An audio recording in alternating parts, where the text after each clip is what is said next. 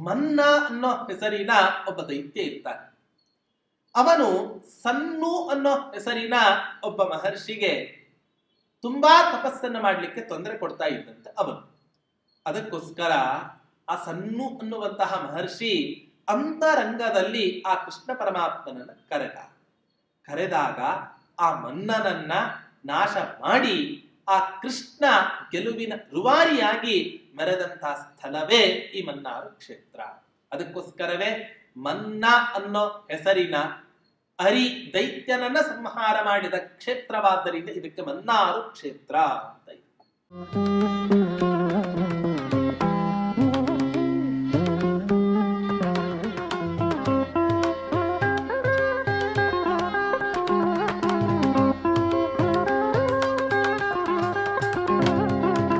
ಪೂಜ್ಯಾಯ ರಾಘವೇಂದ್ರಾಯ ಸತ್ಯ ಧರ್ಮರತಾಯ ಚ ಭಜತಾಂ ಕಲ್ಪವೃಕ್ಷಾಯ ನಮತಾಂ ಕಾಮಧೇನವೇ ದುರ್ವಾದಿಧ್ವಾಂತರವಯೇ ವೈಷ್ಣವೇಂದೀವರೇಂದವೇ ಶ್ರೀ ರಾಘವೇಂದ್ರ ಗುರವೇ ನಮೋ ಅತ್ಯಂತ ದಯಾಲವೇ.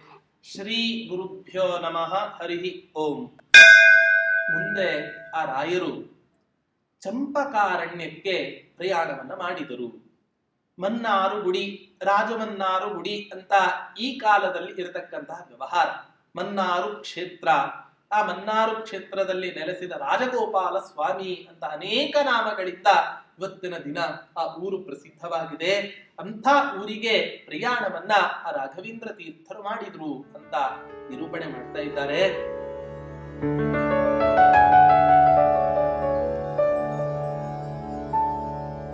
ಹೃದಿ ಬದ್ಧ ಶುದ್ಧಿ ಬಿರುದಾರ ಬುದ್ಧಿಭಿಃ ಪ್ರತಿಷಿದ್ಧ ಸಿದ್ಧ ಜನಗರ್ವ ಸಿದ್ಧಿಭಿಃ ಪರಿತೋ ವೃತ ಪರಿಜನೈರುಪೇವಾನ್ ಸತು ಚಂಪಕಾಧಿಪಪುರಂ ತತಃ ಪರಂ.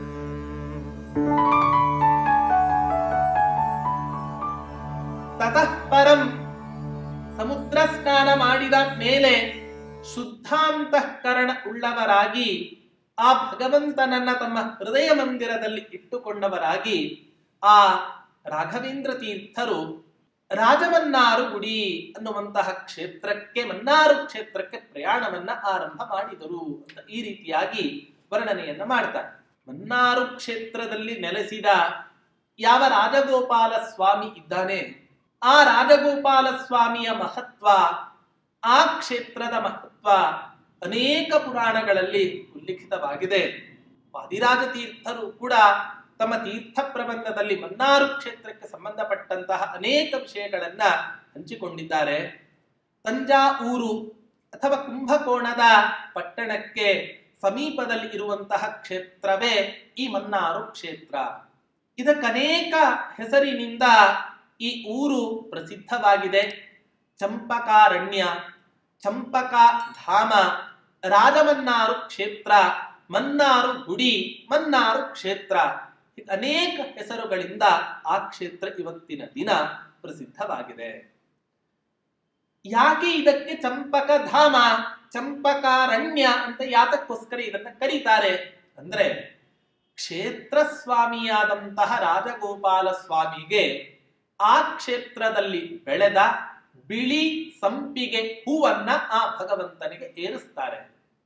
ಚಂಪಕ ಅನ್ನೋದು ಸಂಸ್ಕೃತದಲ್ಲಿ ಸಂಪಿಗೆ ಹೂವಿಗೆ ಚಂಪಕ ಅಂತ ಕರೀತಾರೆ.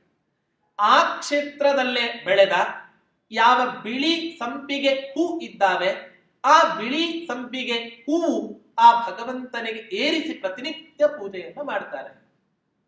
ಯಾತಕ್ಕೋಸ್ಕರ ಅಂತ ಹೇಳಿದ್ರೆ, ಇತರ ಹೂವುಗಳನ್ನ ಆ ಭಗವಂತನಿಗೆ ಏರಿಸಿದರೆ ಆ ಹೂವಿನಲ್ಲಿ ಇರತಕ್ಕಂತಹ ಮಕರಂದವನ್ನು ಹೀರಿ ದುಂಬಿಗಳು ಬಂದು ಮಕರಂದವನ್ನು ಹೀರಿ ಹೋಗ್ಬಿಟ್ರೆ ಆ ಹೂ ಎಂಜಲು ಆಗತ್ತೆ. ಇಂಥ ಎಂಜಲಾದ ಹೂವನ್ನ ಆ ಭಗವಂತನಿಗೆ ಏರಿಸಬಾರದು ಅನ್ನುವ ಕಾರಣದಿಂದ ಆ ದುಂಬಿಗಳ ಸ್ಪರ್ಶವೇ ಆಗದೆ ಇರತಕ್ಕಂತಹ ಯಾವ ಈ ಚಂಪಕ ಹೂ ಅಂದ್ರೆ ಬಿಳಿ ಸಂಪಿಗೆ ಹೂ ಇದ್ದಾವೆ, ಆ ಹೂವಿನಿಂದಲೇ ಪ್ರತಿನಿತ್ಯ ಅತ್ಯಂತ ಮಡಿಯಲ್ಲಿ ಪೂಜೆ ಆಗ್ತಕ್ಕಂತಹ ಕ್ಷೇತ್ರ ಈ ರಾಜಮನ್ನಾರು ಕ್ಷೇತ್ರ.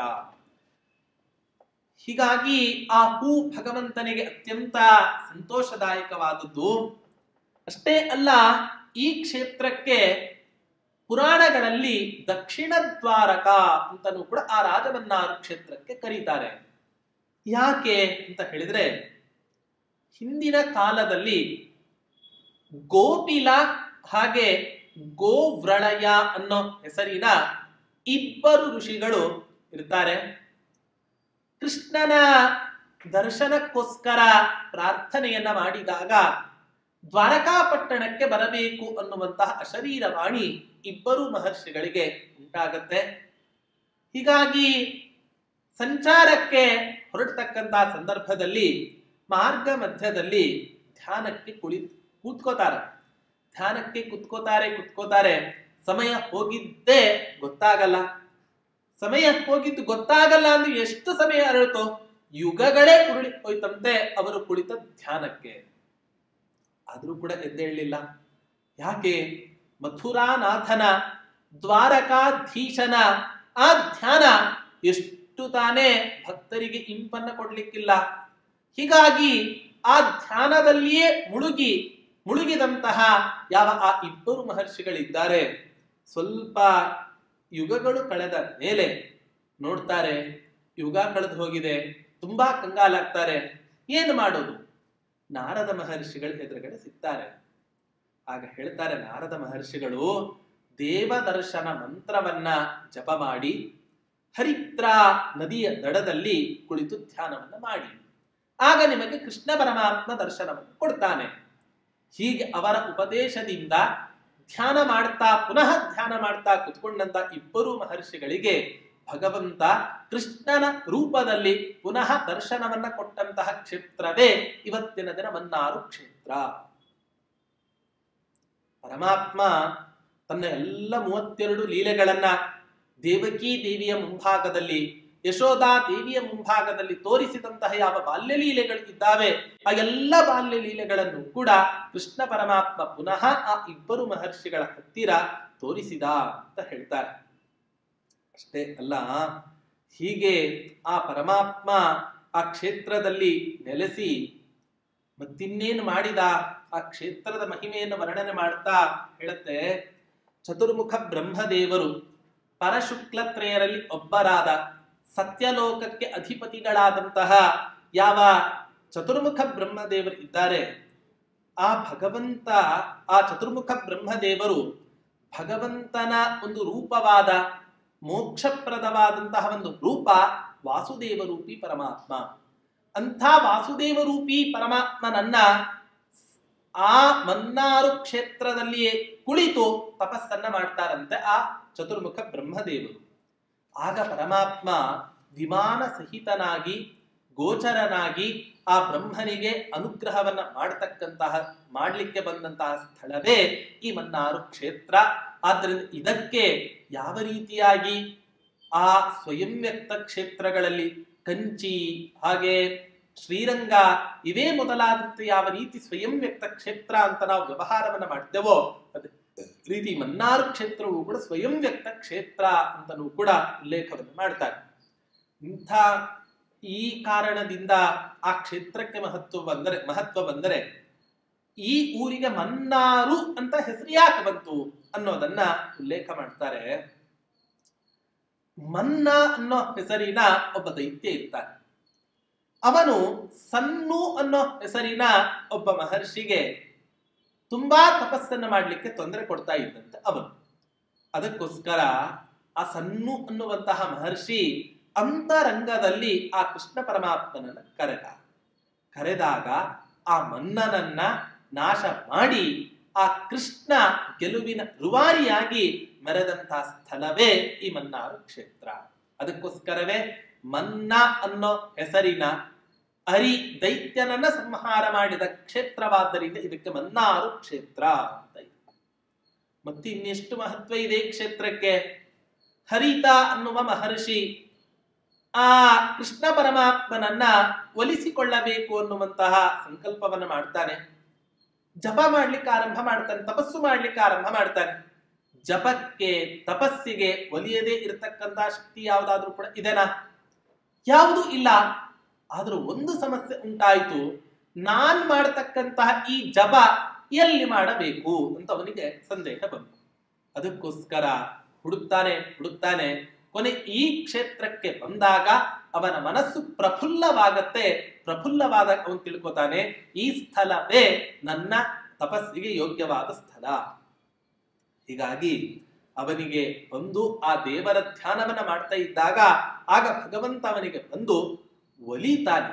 ಹೀಗೆ ಹರಿತ ಋಷಿಗೆ ಭಗವಂತನ ಅನುಗ್ರಹ ಹರಿದಿದ್ದರ ಸಂಕೇತವಾಗಿಯೇ ಆ ಹರಿದ್ರಾ ನದಿ ಇವತ್ತಿನ ತನಕವೂ ಕೂಡ ಆ ಮನ್ನಾರು ಕ್ಷೇತ್ರದಲ್ಲಿ ನೆಲೆಸಿದೆ. ಅಂಥ ಕ್ಷೇತ್ರದಲ್ಲಿ ನೆಲೆಸಿದ ಯಾವ ಆ ಹರಿದ್ರಾ ನದಿ, ಆ ನದಿಯಲ್ಲಿ ಮುಳುಗ್ತಕ್ಕಂತಹದ್ದೇ ಅತ್ಯಂತ ಒಂದು ಪುಣ್ಯ ಅಂತನೂ ಕೂಡ ವರ್ಣನೆಯನ್ನ ಮಾಡ್ತಾರೆ. ಹೀಗೆ ಹರಿದಾಸರ ಅನುಭವ, ರಾಯರ ರಾಜಗೋಪಾಲ ಸ್ವಾಮಿ ಅಪಾರವಾದ ಭಕ್ತಿ, ಗೋವ ಋಷಿಗೆ, ಹರಿತ ಋಷಿಗೆ, ಚತುರ್ಮುಖ ಬ್ರಹ್ಮದೇವರು ಎಲ್ಲರೂ ಕೂಡ ಅನುಗ್ರಹವನ್ನು ಪಡೆದುಕೊಂಡಂತಹ ಈ ಸ್ವಯಂ ವ್ಯಕ್ತ ಕ್ಷೇತ್ರವೇ ಈ ರಾಜಮನ್ನಾರು ಕ್ಷೇತ್ರ. ಇನ್ನೊಂದು ನಮ್ಮ ಹತ್ತಿರದಲ್ಲೇ ನಡೆದಂತ ಒಂದು ಘಟನೆಯನ್ನು ಉಲ್ಲೇಖ ಮಾಡಬೇಕು ಅಂತಾದ್ರೆ, ವಿಜಯದಾಸರ ಕಾಲದಲ್ಲಿ ವಿಜಯದಾಸರು ಈ ಮನ್ನಾರು ಕ್ಷೇತ್ರಕ್ಕೆ ಪ್ರಯಾಣವನ್ನ ಬೆಳೆಸ್ತಾರೆ.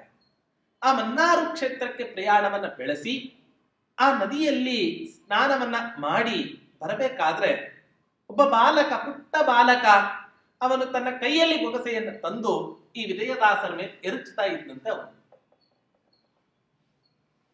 ಒಂದ್ಸಲ ಮಾಡಿದ, 2 ಸಲ ಮಾಡಿದ, ಪುನಃ 3-4 ಬಾರಿ ಇದೇ ಕ್ರಮದಲ್ಲಿ ಮಾಡಿ ವಿಜಯದಾಸರು ಆ ಹುಡುಗನ ಕೈಯಿಂದ ತಪ್ಪಿಸಿಕೊಂಡು ಒಂದು ಕಡೆ ಧ್ಯಾನಕ್ಕೆ ಕುಳಿತುಕೊಳ್ತಾರಂತೆ.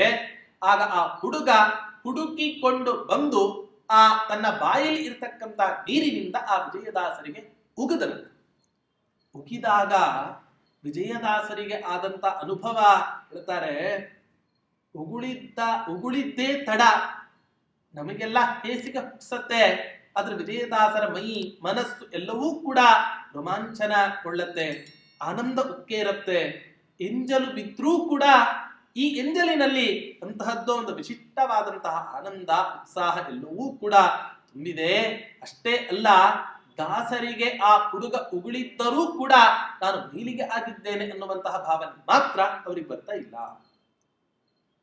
ಹೀಗೆ ಕಣ್ಣು ಮುಚ್ಚಿ ಹಾಗೇ ಕುಳಿತಿದ್ದಾರೆ. ಉಗಿದಂತಹ ಬಾಲಕನನ್ನು ನೋಡ್ತಾರೆ, ಅವನು ಕಾಣಿಸೋದೇ ಇಲ್ಲ.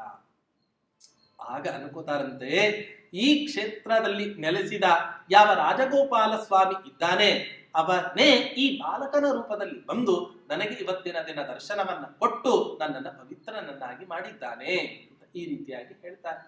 ಆ ಸಂದರ್ಭದಲ್ಲಿ ವಿಜಯದಾಸರು ಆ ರಾಜಗೋಪಾಲ ಸ್ವಾಮಿಯ ಮೇಲೆ ಮಾಡಿದಂತಹ ಒಂದು ಪದ್ಯವೂ ಕೂಡ ತುಂಬಾ ಅತ್ಯದ್ಭುತವಾಗಿದೆ. ವಿಜಯದಾಸರು ಹೇಳ್ತಾರೆ, ಮಾತನ್ನಾಡೈ ಮನ್ನಾರಿ ಕೃಷ್ಣ ಮಾತನ್ನಾಡೈ, ದಾತನು ನೀನೆಂದು ನಿನ್ನನು ಬಯಸಿ ಬಂದೆ ಮಾತನ್ನಾಡೈ. ಎಲೈ ರಾಜಗೋಪಾಲ ಸ್ವಾಮಿಯೇ, ನೀನೇ ನನಗೆ ಅನುಗ್ರಹವನ್ನ ಮಾಡ್ಲಿಕ್ಕೆ ಬಂದು ಇವತ್ತಿನ ದಿನ ನನ್ನ ಹತ್ರ ಮಾತನಾಡದೆ ಹೋಗ್ಬಿಟ್ಟಲ್ಲ, ನಾನೇ ಅಂಥ ಪಾಪವನ್ನ ಮಾಡಿದ್ದೇನೆ. ಮಾತನ್ನಾಡೈ, ನೀನು ನನ್ನ ಹತ್ರ ಈ ಕ್ಷಣದಲ್ಲಿ ಮಾತನಾಡು. ತ್ರಿಜಗದ ನಿರುತ ಪಾಲಕನೋ, ಪಂಕಜ ನೇತ್ರಳ ನಾಯಕನೋ, ಪಂಕಜ ನೇತ್ರಳ ಲಕ್ಷ್ಮೀದೇವಿಯ ನಾಯಕನಾಗಿದ್ದೀಯ, ಇಡೀ 3 ಲೋಕಕ್ಕೂ ಕೂಡ ಒಡೆಯನಾಗಿದ್ದೀಯ. ಅಜ ಭವಾದಿಗಳ ಜನಕನೋ, ಚತುರ್ಮುಖ ಬ್ರಹ್ಮದೇವರು ರುದ್ರಾದಿಗಳು ಇಡೀ ಪ್ರಪಂಚದ ಹುಟ್ಟಿಗೆ ಕಾರಣೀಕರ್ತನಾಗಿದ್ದೀಯ. ವಿಜಯ ವಿಠಲರೆಯ ಕುವರತನೋ ಅಂತ ಹೇಳಿ ಆ ರಾಜಗೋಪಾಲ ಸ್ವಾಮಿಯನ್ನ ತಮ್ಮ ಪದ್ಯದಲ್ಲಿ ಈ ಮುಖಾಂತರ ಅವರ ಸ್ತೋತ್ರವನ್ನ ಮಾಡಿರುವಂತಹ ಉಲ್ಲೇಖವನ್ನು ಕೂಡ ನಾವು ನೋಡಬಹುದಾಗಿದೆ. ಅದಷ್ಟೇ ಅಲ್ಲ, ರಾಜಗೋಪಾಲ ಸ್ವಾಮಿಯ ಒಟ್ಟು 3 ವಿಗ್ರಹಗಳನ್ನ ಅಲ್ಲಿ ಕಾಣಬಹುದು ಅಂತ ಹೇಳುತ್ತೆ. ವಾಸುದೇವ ನಾಮಕನಾಗಿ ಅಲ್ಲಿ ಪೂರ್ವಾಭಿಮುಖವಾಗಿ ನಿಂತುಕೊಂಡಿದ್ದಾನಂತೆ ಅವನು. ಇಲ್ಲಿ ವಾಸುದೇವ ನಾಮಕನ ಬರೀ ವಾಸುದೇವ ನಾಮಕನ ಅಷ್ಟೇ ನಿಂತುಕೊಂಡಿಲ್ಲ, ಅವನ ಅಕ್ಕಪಕ್ಕ ಶ್ರೀ ಭೂ ಸಮೇತನಾಗಿ ವಾಸುದೇವ ನಾಮಕನಾಗಿ ಆ ಕ್ಷೇತ್ರದಲ್ಲಿ ನೆಲೆಸಿದ್ದಾನಂತೆ.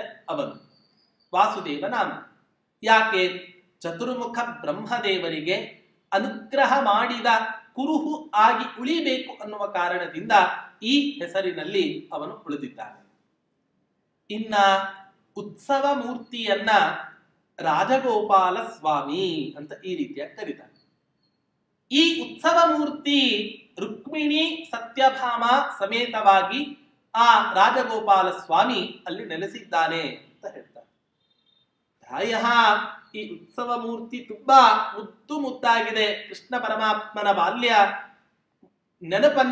ಬಾಲ್ಯದ ನೆನಪನ್ನ ತಂದು ಕೊಡ್ತಕ್ಕಂತಹ ಒಂದು ಮೂರ್ತಿ ಅಂತ ಇದೆ. ಆ ಎಡಭಾಗದಲ್ಲಿ ಸತ್ಯಭಾಮೆ, ಬಲಭಾಗದಲ್ಲಿ ರುಕ್ಮಿಣಿ ದೇವಿ ಇದ್ದಾಳೆ. ಸತ್ಯಭಾಮೆಯ ಹೆಗಲ ಮೇಲೆ ಕೈಯನ್ನ ಹಾಕಿದ್ದಾನೆ. ಬಲಗೈಯಲ್ಲಿ ಆ ಚಿನ್ನದ ಚಾವುಟಿಯನ್ನು ಹಿಡ್ಕೊಂಡು ರುಕ್ಮಿಣಿ ದೇವಿ ಹತ್ರ ನಿಂತಿದ್ದಾನಂತೆ ಈ ಪರಮಾತ್ಮ. ಇದರಿಂದ ಏನು ಗೊತ್ತಾಗ್ತಾ ಇದೆ ಅಂತ ಹೇಳಿದ್ರೆ, ನನಗೆ ಸತ್ಯಭಾಮೆಯ ಮೇಲೆ ಹೆಗಲನ್ನ ಕೈಯನ್ನ ಹಾಕೋದರ ಮೂಲಕ ಸತ್ಯ ಧರ್ಮಗಳೇ ನನಗೆ ಆಧಾರ. ಬಲಬದಿಯಲ್ಲಿ ಇರತಕ್ಕಂತ ರುಕ್ಮಿಣಿ ದೇವಿ ಲಕ್ಷ್ಮಿಯ ಸಾಕ್ಷಾತ್ ಸ್ವರೂಪ. ಯಾವಾಗ ನಮಗ್ ಸಂಪತ್ತು ಸಿಗತ್ತೆ ಅಂತ ಹೇಳಿದ್ರೆ, ಯಾವಾಗ ನೀನ್ ಧರ್ಮಾನುಷ್ಠಾನವನ್ನ ಮಾಡ್ತೀಯೋ ಆಗ ನಿನಗೆ ಸಂಪತ್ತನ್ನು ಕೊಡ್ತೇನೆ. ಹೀಗೆ ಒಬ್ಬಳು ಧರ್ಮಕ್ಕೆ ಅಭಿಮಾನಿನಿ, ಇನ್ನೊಬ್ಬಳು ಸಂಪತ್ತಿಗೆ ಅಭಿಮಾನಿನಿ. ಈ ಉದ್ದೇಶದಿಂದಲೇ ಧರ್ಮೋ ರಕ್ಷತಿ ರಕ್ಷಿತ ಅನ್ನುವಂತಹ ಮಾತು ಕೂಡ ಹೊರಟಿದೆ ಅನ್ನೋದನ್ನ ನಾವು ನೋಡಬಹುದಾಗಿದೆ. ಇಂಥ ಆ ಪರಮಾತ್ಮ ಹೇಳ್ತಾರೆ, ಉಡುಪಿಯ ಕೃಷ್ಣ ಕೈಯಲ್ಲಿ ಕಡಗೋಲನ್ನ ಹಿಡ್ಕೊಂಡು, ಪಾಶವನ್ನ ಹಿಡಿದುಕೊಂಡು, ಉಡುಪಿಯ ಆ ಕೃಷ್ಣ ಕೈಯಲ್ಲಿ ಪಾಶವನ್ನ ಹಿಡ್ಕೊಂಡು ಇಡೀ ತನ್ನನ್ನು ಉಪಾಸನೆ ಮಾಡತಕ್ಕಂತ ಭಕ್ತರ ಪಾಶವನ್ನು ಬಿಡಿಸ್ತೇನೆ ಅಂತ ಹೇಳ್ತಾನೆ. ಅಥವಾ ಯಾರು ನನ್ನನ್ನು ಉಪಾಸನೆ ಮಾಡೋದಿಲ್ವೋ ಅವರನ್ನ ಪಾಶದಿಂದ ಕಟ್ಟಿ ಹಾಕ್ತೇನೆ ಅನ್ನುವಂತಹ ಸೂಚನೆಯನ್ನು ಕೊಡ್ತಾನೆ. ಹೀಗೆ ಉಡುಪಿಯ ಕೃಷ್ಣನ ಮೂಲಕ ಈ ಎಚ್ಚರ ಆದರೆ, ಈ ಮನ್ನಾರು ಕ್ಷೇತ್ರದಲ್ಲಿ ನೆಲೆಸಿದಂತಹ ಯಾವ ಶ್ರೀಕೃಷ್ಣ ಪರಮಾತ್ಮನಿದ್ದಾನೆ ಆ ಕೃಷ್ಣ ಹೇಳ್ತಾನೆ, ಬೇಡಿದ ಭಕ್ತರ ಬಂಧನಗಳನ್ನ ಬಿಡಿಸುವಂತಹ ಜವಾಬ್ದಾರಿಯೇ ನನ್ನ ಕೆಲಸ ಅಂತ ಈ ರೀತಿಯಾಗಿ ವರ್ಣನೆಯನ್ನ ಮಾಡ್ತಾರೆ ಆ ಕ್ಷೇತ್ರದಲ್ಲಿ ನೆಲೆಸಿದ ಆ ಸ್ವಾಮಿಯಲ್ಲಿ. ಇನ್ನೂ ಒಂದು ಪ್ರತಿಮೆ ಇದೆ, ಅದು ಸಂತಾನ ರಾಜಗೋಪಾಲ ಸ್ವಾಮಿ ಅಂತ ಆ ಪ್ರತಿಮೆಗೆ ಹೆಸರು. ಒಟ್ಟು 3 ಪ್ರತಿಮೆಗಳು ಅಲ್ಲಿ ನಮಗೆ ಇವತ್ತಿನ ದಿನ ಕಾಣಿಸ್ತವೆ. ಅದರಲ್ಲಿ ಒಂದು ಪ್ರತಿಮೆ ಸಂತಾನ ರಾಜಗೋಪಾಲ ಸ್ವಾಮಿ, ಅದು ಕಂಚಿನ ಪ್ರತಿಮೆ. ಇಂಥ ಆಶ್ಚರ್ಯ ಅಂದ್ರೆ, ರಾಜ ಸ್ವರ್ಗ ಸಿಂಗಾಮಣಿ ಅನ್ನುವ ಹೆಸರಿನ ಒಬ್ಬ ರಾಜ ಇದ್ದ. ಆ ರಾಜನ ಮಡದಿಗೆ ಮಕ್ಕಳಿರೋದಿಲ್ಲ. ಅಂಥ ಸಂದರ್ಭದಲ್ಲಿ ಈ ಪ್ರತಿಮೆಯನ್ನ ತನ್ನ ತೊಡೆಯ ಮೇಲೆ ಇಟ್ಟುಕೊಂಡಾಗಲೇ ಅವನ ವಂಶ ಉದ್ಧಾರ ಆಯಿತು. ಮಹಾಲಕ್ಷ್ಮಿ, ಅಗ್ನಿ, ದುರ್ವಾಸ, ಮುಚುಕುಂದ, ರಾಜಶೇಖರ, ಹಾಗೆ ಸ್ವರ್ಣಶಿಖಾಮುನಿ, ಇವರೇ ಎಲ್ಲ ಮಹನೀಯರಿಗೂ ಕೂಡ ಭಗವತ್ ಸಾಕ್ಷಾತ್ಕಾರವಾದಂತಹ ಸ್ಥಳವೇ ಈ ಮನ್ನಾರು ಕ್ಷೇತ್ರ. 7 ಪ್ರಾಕಾರಗಳು, 16 ಗೋಪುರಗಳು, ಭವ್ಯವಾಗಿರ್ತಕ್ಕಂಥ ಉತ್ಸವಗಳು. ಪ್ರತಿನಿತ್ಯ ಯಾವ ರೀತಿ ತಿರುಮಲ ಕ್ಷೇತ್ರದಲ್ಲಿ ನೆಲೆಸಿದ ಶ್ರೀನಿವಾಸನಿಗೆ ಉತ್ಸವಗಳು ನಡೀತಾವೋ ಅದೇ ಮಟ್ಟದಲ್ಲಿ ಈ ಕ್ಷೇತ್ರದಲ್ಲಿ ನೆಲೆಸಿದ ಈ ಸ್ವಾಮಿಗೂ ಕೂಡ ಆ ಉತ್ಸವಗಳೆಲ್ಲವೂ ಕೂಡ ನಡೀತಾವೆ. ಮತ್ತಷ್ಟೇ ಅಲ್ಲ, ಅಗ್ನಿ ಗರುಡನ ಶಾಪಕ್ಕೆ ಒಳಗಾಗಿ ತನ್ನ ಶಕ್ತಿಯನ್ನು ಕಳೆದುಕೊಂಡಂತಹ ಸಂದರ್ಭದಲ್ಲಿ ಪುನಃ ಇದೇ ಕ್ಷೇತ್ರಕ್ಕೆ ಬಂದು ತನ್ನ ತಪಸ್ಸನ್ನ ಮಾಡಿ ತನ್ನ ಶಕ್ತಿಯನ್ನು ಹೆಚ್ಚಿಸಿಕೊಂಡ. ಜ್ಞಾನಾಗ್ನಿ ಬೆಳೆಯುತ್ತೆ. ಮಲಗಿದ ಮುಚುಕುಂದ ಇಲ್ಲಿ ತಪಸ್ಸನ್ನ ಮಾಡಿ ಮುಕ್ತಿಯನ್ನ ಪಡೆದ. ಹೀಗೆ ಈ ಮನ್ನಾರು ಕ್ಷೇತ್ರದ ಮಹಿಮೆ ಒಂದೇ ಎರಡೇ. ಆದ್ರೆ ಈ ಕಾಲದಲ್ಲಿ ಮನ್ನಾರು ಕ್ಷೇತ್ರ ಯಾವ ರೀತಿ ಪ್ರಸಿದ್ಧವಾಗಿದೆ ಅಂದ್ರೆ, ಮನ್ನಾರು ಕ್ಷೇತ್ರದ ಮಾಫಿಯಾ ಅಂತಾನೆ ದೊಡ್ಡದಾಗಿ ಕೆಟ್ಟ ರೀತಿಯಲ್ಲಿ ಆ ಮನ್ನಾರು ಕ್ಷೇತ್ರವನ್ನು ಇವತ್ತಿನ ದಿನ ಬಿಂಬಿಸ್ತಾರೆ. ಆದ್ರೆ ಮನ್ನಾರು ಕ್ಷೇತ್ರಕ್ಕೆ ಇರತಕ್ಕಂತಹ ಮಹತ್ವ, ಅದರ ಮಹಿಮೆ ಇದೆಲ್ಲವನ್ನೂ ಕೂಡ ತಿಳಿದುಕೊಂಡ್ರೆ ಜೀವನದಲ್ಲಿ ಒಂದು ಬಾರಿಯಾದರೂ ಕೂಡ ಆ ಮನ್ನಾರು ಕ್ಷೇತ್ರದ ರಾಜಗೋಪಾಲ ಸ್ವಾಮಿಯ ದರ್ಶನವನ್ನ ಮಾಡಬೇಕು ಅಂತ ಈ ರೀತಿಯಾಗಿ ಹೇಳ್ತಾರೆ.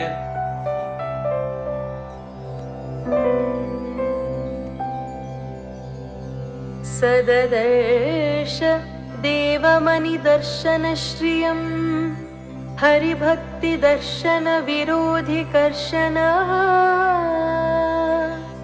ಚಿರಮಾಸ್ತ ತತ್ರ ಪರಮಾಸ್ತಿ ಕಾಗ್ರಣಿ ಹೃತಿ ಮಸ್ತು ಲೋಲಮತಿ ವಸ್ತು ಸಂಸ್ತುವನ್. ಹೀಗೆ ನಿರೂಪಣೆಯನ್ನ ಮಾಡ್ತಾ ಇಂಥ ಪರಮ ಪವಿತ್ರವಾದಂತಹ ತೀರ್ಥ ಸ್ವರೂಪವಾದಂತಹ ಯಾವ ಆ ಕ್ಷೇತ್ರ ಇದೆ, ಆ ಕ್ಷೇತ್ರಕ್ಕೆ ಆ ರಾಘವೇಂದ್ರ ತೀರ್ಥರು ಪ್ರಯಾಣವನ್ನು ಮಾಡಿ ಸದದರ್ಶ ದೇವಂ ಅನಿದರ್ಶನ ಪ್ರಿಯಂ, ಆ ಭಗವಂತನ ದರ್ಶನವನ್ನ ಅವರು ಮಾಡಿದರು ಅಂತ ಹೇಳ್ತಾ ಇದ್ದಾರೆ. ಭಗವಂತ ಹೇಗಿದ್ದಾನೆ ಅಂತ ಹೇಳ್ತಾ ಹರಿಭಕ್ತಿ ದರ್ಶನ ವಿರೋಧಿ ಕರ್ಶನ ಅಂತ ಹೇಳ್ತಾ ಇದ್ದಾರೆ. ಭಗವಂತ ತನ್ನ ದ್ವೇಷಗಳನ್ನ ಬೇಕಾದ್ರೆ ರಕ್ಷಣೆ ಮಾಡಿಬಿಡ್ತಾನ, ಅನುಗ್ರಹವನ್ನೂ ಕೂಡ ಬೇಕಾದ್ರೆ ಮಾಡಿಬಿಡ್ತಾನ. ಆದರೆ ತನ್ನ ಭಕ್ತರ ಸುದ್ದಿಗೆ ಯಾರಾದರೂ ಕೂಡ ಬಂದ್ರೆ ಅವರನ್ನು ಯಾವತ್ತೂ ಕೂಡ ಆ ಭಗವಂತ ಉಳಿಸಲಿಲ್ಲ. ಭಗವಂತ ಕೃಷ್ಣನಾಗಿ ಅವತಾರ ಮಾಡಿದಾಗ ಕೌರವ ಸಂತತಿಯಲ್ಲಿ ಕುರು ಸಂತತಿಯಲ್ಲಿ ಹುಟ್ಟಿದಂತಹ ದುರ್ಯೋಧನ ದುಶ್ಯಾಸನರು ತನ್ನ ದ್ವೇಷವನ್ನ ಮಾಡಿದ್ದಾರೆ ಅನ್ನೋ ಕಾರಣಕ್ಕೋಸ್ಕರ ಆ ಕೌರವರನ್ನ ಸಂಹಾರ ಮಾಡಿದ್ದಲ್ಲ. ತನ್ನ ಭಕ್ತರಾದ ಭಗವಂತ ಕೃಷ್ಣ ತನ್ನ ಗೀತೆಯಲ್ಲಿ ಉದ್ಗಾರ ಮಾಡಿದಂತೆ ಮಮ ಪ್ರಾಣಾಹಿ ಪಾಂಡವಾಹ, ನನ್ನ ಪ್ರಾಣರು ಈ ಪಾಂಡವರು ಭಕ್ತರು, ಆ ಭಕ್ತರ ದ್ವೇಷವನ್ನ ಮಾಡಿರೋ ಕಾರಣದಿಂದ ಆ ಕುರು ಸಂತತಿಯ ನಾಶಕ್ಕೆ ಆ ಕೃಷ್ಣ ಪರಮಾತ್ಮ ಕಾರಣನಾದ. ಹೀಗಾಗಿ ಹೇಳುತ್ತೆ ಹರಿಭಕ್ತಿ ದರ್ಶನ ವಿರೋಧಿ ಕರ್ಶನ, ಅವರನ್ನು ನಿರಾಕರಿಸ್ತಕ್ಕಂತಹ ಈ ರಾಘವೇಂದ್ರ ತೀರ್ಥರು ಭಗವಂತನ ಮಹಿಮೆ ಇಂಥ ಅಪಾರವಾಗಿದೆ, ಅಂಥ ಮಹಿಮೆಯನ್ನ ಸಾರ್ತಕ್ಕಂತಹ ಈ ರಾಘವೇಂದ್ರ ತೀರ್ಥರಿದ್ದಾರೆ. ಅವರು ಈ ರಾಜಗೋಪಾಲ ಸ್ವಾಮಿಯನ್ನ ದರ್ಶನ ಮಾಡಿದರು. ಅಷ್ಟೇ ಅಲ್ಲ, ಹೇಗಿದ್ದಾರೆ, ಚಂಪಕಾರಣ್ಯದಲ್ಲಿ ಪರಮಾಸ್ತಿಕಾಗ್ರಣೀಹಿ ಮಸ್ತು ಲೋಲಂ, ಆ ರಾಜಗೋಪಾಲ ಸ್ವಾಮಿಯನ್ನ ಹೇಗೆ ಅವನನ್ನು ಕೊಂಡಾಡಬೇಕು ಅಂತ ಹೇಳಬೇಕಾದ್ರೆ ಮೊಸರಿನ ಕೆನೆ ಅಥವಾ ಹಾಲಿನ ಮೇಲೆ ಇರ್ತಕ್ಕಂತಹ ಕೆನೆ ಯಾರಿಗ್ ತಾನೇ ಪ್ರೀತಿ ಇಲ್ಲ. ಆ ಕೆನೆಯಿಂದ ಆ ಕೆನೆಯನ್ನ ಕೂಡಿ ಕಡಿದಾಗಲೇ ಯಾವ ರೀತಿಯ ಬೆಣ್ಣೆ ಅನ್ನುವಂತಹ ಪದಾರ್ಥ ನವನೀತ ಉತ್ಪತ್ತಿ ಆಗತ್ತೋ ಅಂಥ ಒಂದು ಅದ್ಭುತವಾದ ಕಾಂತಿಯುಳ್ಳಂಥವನು ಈ ರಾಜಗೋಪಾಲ ಸ್ವಾಮಿ. ಇಂಥ ಆ ರಾಜಗೋಪಾಲ ಸ್ವಾಮಿಯನ್ನ ಆ ರಾಘವೇಂದ್ರ ತೀರ್ಥರು ತಮ್ಮ ಅಂತಃಕರಣದಲ್ಲಿ ಅತಿಶಯವಾಗಿ ಸ್ತೋತ್ರವನ್ನ ಮಾಡ್ತಾ ಭಗವಂತನ ಗುಣಗಾನವನ್ನ ಮಾಡ್ತಾ ಆ ಚಂಪಕಧಾಮದಲ್ಲಿಯೇ ತುಂಬಾ ದಿನಗಳ ಕಾಲ ಅಲ್ಲಿ ವಾಸವನ್ನ ಮಾಡಿದರು.